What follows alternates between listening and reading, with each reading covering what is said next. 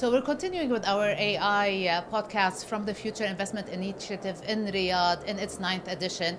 And this time we're doing something different. We're talking about topics, context, and what is changing. When we talk about the key to prosperity, which is the theme of this year, we need to talk about what's changing in the world. And we're talking about AI. We're interviewing leaders on AI. Today I have with me the strategy and consultancy head for MENA and for the Middle East and Africa region. I'm not going to get it right, so let's just move on with it. Rامز, Shahadة, welcome. And thank you for being with me today. Thank you, Maya, for this opportunity to connect and share ideas, reflect on the state of AI, as you said, and extract from it thoughts, perspectives of relevance at all levels. You're right, we partnered this year for, I think, our second year or third year in a row with FII on all things AI. Okay. It's our privilege and our honor to do so.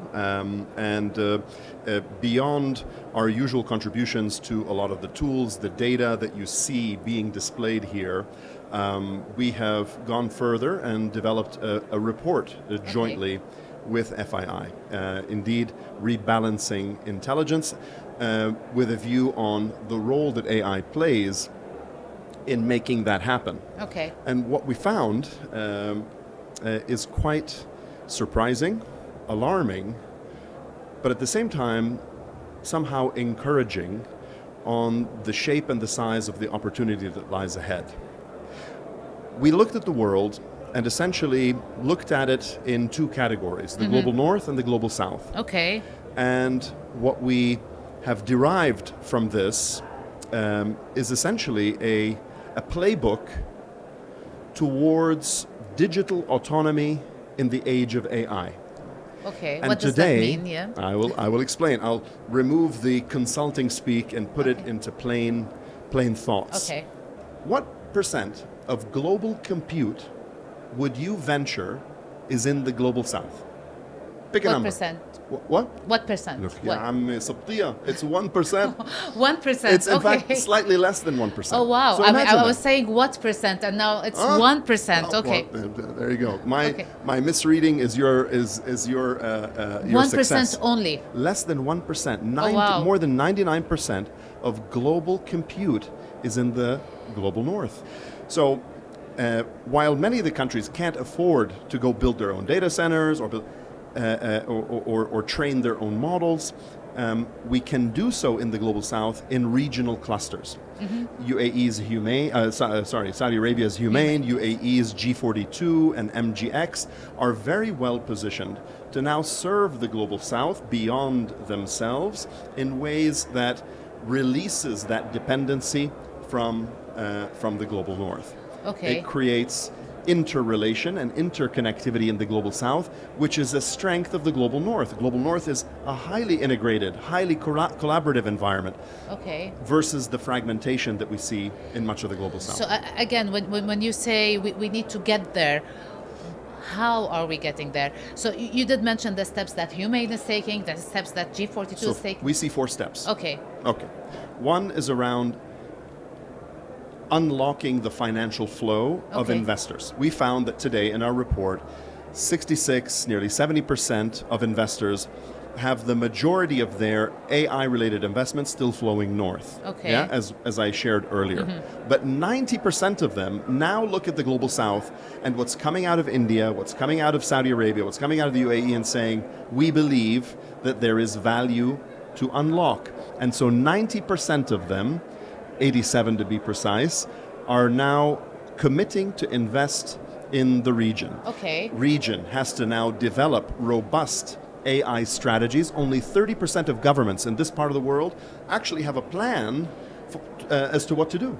In that case, what should governments do? I mean, like you said, there are 30% of governments have a plan. They need to develop their strategies. Okay. They need to create the facilities that make exiting investments easier, simpler, lighter, clearer.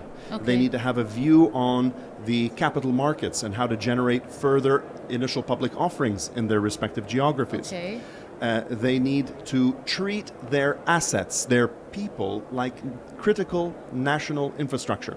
Today, we protect our bridges, our roads, our military, we have a lot of critical national infrastructure that allows an economy, a country, to operate efficiently. And yet we leave our talent to just leave.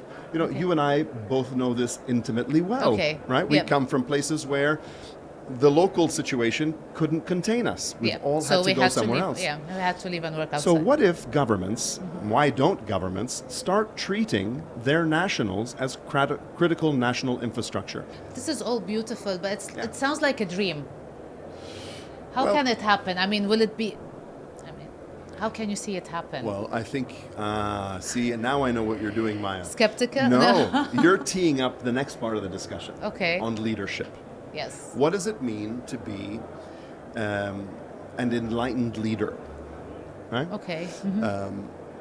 And if you'll allow me, I'll go there. Please, yes, we need to talk about leadership and how leadership needs to address this. You did mention talents, and if the leadership takes the lead when it comes to its people, then we might see a change. What does the leadership need to do today? And we're not only talking about the infrastructure. In every aspect, what should be done? Look, this now goes from a very quantitative discussion into a much more qualitative discussion. Yes, and you can be personal. I mean, you are a leader in a specific industry, and you are here to create change. The reason why you're here, you want to be part of the change, right? Yes. No, absolutely. I think we have to be the change that we want, to quote another inspiring leader. The problems could be people, the problems could be policies, politics, regulations, the problems could be infrastructure. Yes. And the successes can be in all of them. Yes. So where do you see... I think they are, in many ways, symbiotic. Can you name a society that doesn't face a problem? And can you face a problem that doesn't end up having a solution? So what has I'll rephrase. Yeah. What has the global North done that the global South hasn't done and should be doing in order to grow? Okay. It's in fact embedded in what we have sort of described as the playbook towards autonomy. It's around creating the financial systems that allow for the liquidity and the freedom of financial movement, right? So capital markets, the infrastructure for initial public offerings, creating clear and simple exit scenarios, investing in your people, training them, giving them reasons to stay, incentivizing the best of others to come to you. Look at the H-1B visa phenomenon in North America, in the United States. 70% of H-1B visas are issued to Indian nationals. They create incentive. Now you could argue there's some disincentive in terms of the cost of some of these things, but these things they flux. They move from left to right, up and down.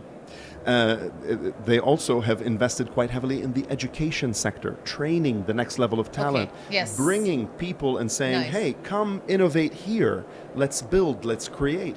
Today, training on the models that replicate what is found in the global North costs 10 to 20 times more in the global South, which is why we can't play the same game.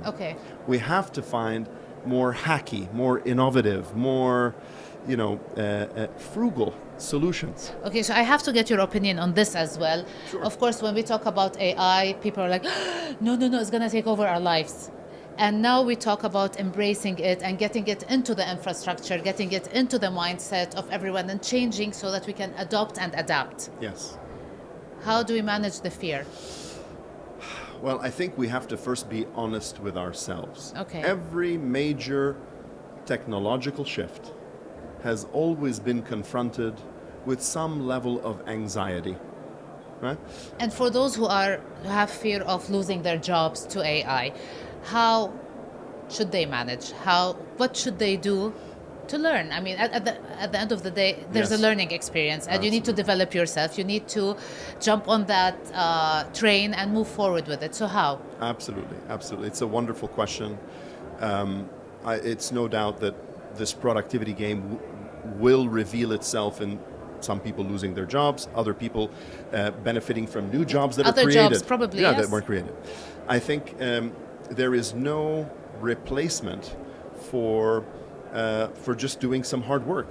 I like that. Work hard, okay? We all have to work Yes. hard. I wish we don't yet live in the matrix where we can sort of plug something in and instantly have knowledge. We might get there with Elon Musk's Neuralink, but we're not there yet.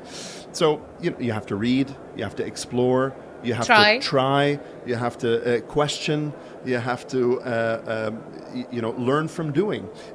As I often tell my own children, you have to fail your way to success. Okay. You have to fail your way to success. We learn just as much by what we don't succeed in. In fact, probably we learn more by not succeeding than by succeeding. And anyone that has the notion that there is one simple, problem-free path to the AI future, man, I think have not been a student of history.